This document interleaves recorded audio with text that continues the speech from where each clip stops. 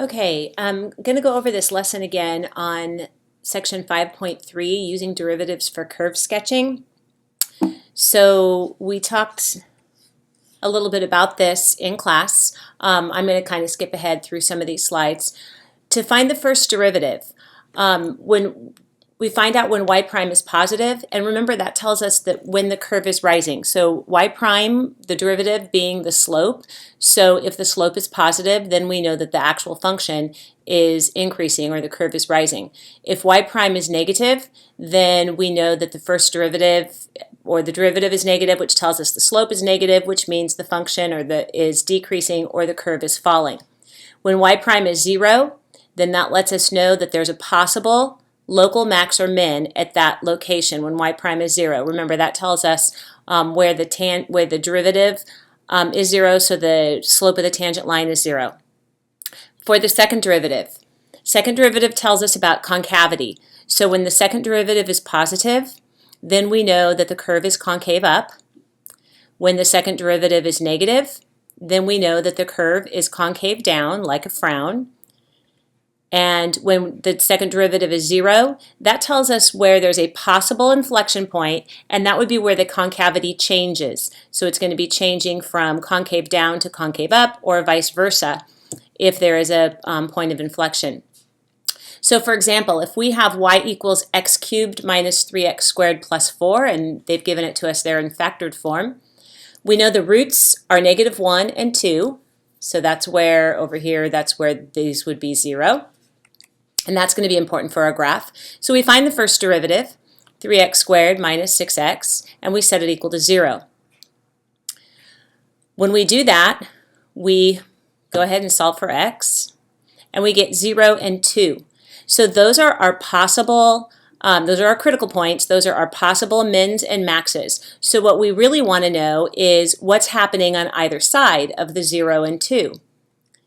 So the first derivative test says that if the derivative is positive, if the derivative goes from a positive to a negative, then that tells us that there would have been a maximum at that point. You might want to look this up in your textbook if you've forgotten what the first derivative test is. If the first derivative goes from a negative to a positive, then that tells us where there was a local min at that point.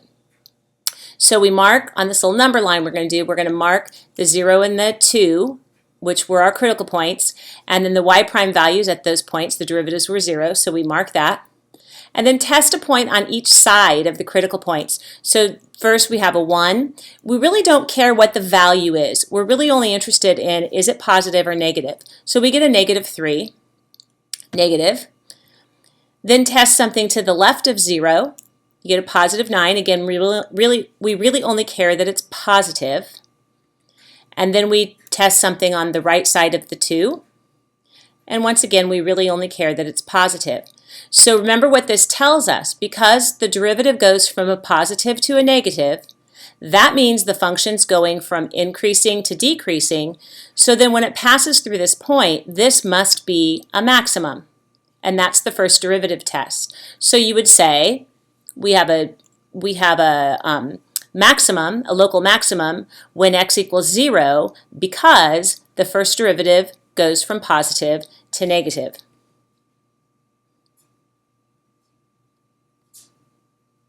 Okay, so we have a maximum at x equals 0. Remember, to find the actual value, what the maximum value is, we have to substitute the 0 back into the original function.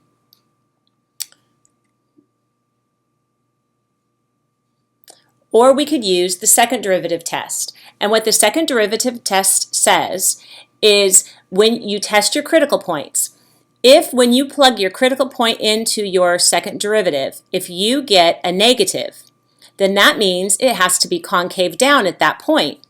Well, if it's concave down at that point, then that point would have had to have been a maximum value. So we find the second derivative, which is 6x minus 6 in this case, and we're going to substitute in the critical value, the 0 that we found. And notice we get a -6. Again, we really only care the fact that it's negative. That tells me that my function is concave down at that point. Well, remember, we already said it's a critical point, so we knew it was a possible min or a max. And if it's concave down, then that means it had to have been a max. So we have a maximum at that point. We do the same thing for the 2, and we get a positive, which means it had to be concave up, which means that had to be a local minimum.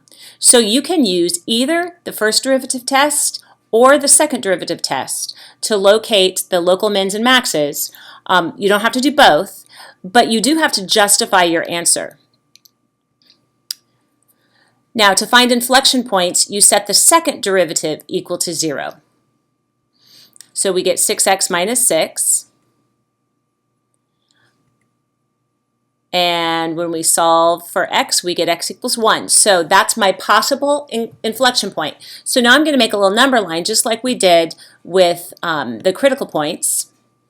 And I do this for y double prime, and I put the 1 there. And we know that the y double prime value is 0. Now I have to test something on either side. So if you plug in a 0, you'll get a negative 6. So it's negative on the left side. And then if you substitute in a positive 2, you get a positive 6. So it's positive on the right side. So if it goes from, whenever it changes concavity, it goes from concave down to concave up, that means it has to be a point of inflection at the point 1, and then you'd have to substitute the 1 in to the function to find out the y coordinate. Now what we're going to do is we're going to make a summary table. So we're going to take all the values, the important values that we just found, and we're going to summarize them in a table, and then we're going to plot the points, and that's going to tell us what the graph looks like. So we start with our first root value. When x was negative 1, y was 0. If you substitute the negative 1 into y prime and y double prime, then it gives you some information. Since this is a 9, a positive, that tells me that at the point my function is rising. And since the second derivative is negative at that point, that tells me it's concave down. So we plot the point negative 1, 0 on the graph. Okay, next, if I substitute in a 0 for x, then I end up with, this was one of our critical points, remember? So we're just putting them in order. So 0, plug it into your function, you get a 4. Your first derivative was 0, so that tells me, remember we had a local max here, we already determined that. And if we plugged it into our second derivative, we saw that it was negative, which of course was another way to see that it was a local max. So we plot the point 0, 4. 1, 2 was another point that we found as our inflection point, so that was one of the other values that we found. And again, we find the 2 by substituting the 1 into the original function. The first derivative is negative, and you would find that out by, again, plugging in the x equals 1 value. And then we already knew that this was where the second derivative was 0. So this tells me that the function is falling as it goes through that point. And I plot that point. Then my next point was my other root. So when x was 2, y was 0. We also found that the y prime value was 0 at that point. That was one of our critical points as well. And the second derivative was positive. So this was determined to be a local min.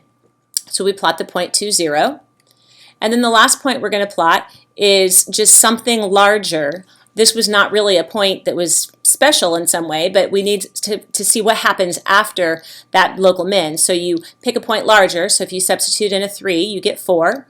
We see the first derivative is positive, which means the function's rising, and we see the second derivative is positive, which means it's concave up. So we could plot that point. And now we can use the clues we have over here, the rising and falling, the concave up, concave down, and we could sketch in the graph and get a very accurate sketch. Again, remember what we said at the very beginning, with graphing calculators, this part not as important as far as using for curve sketching, but the ideas and how you analyze the function and the derivative and second derivative is still very important for our course.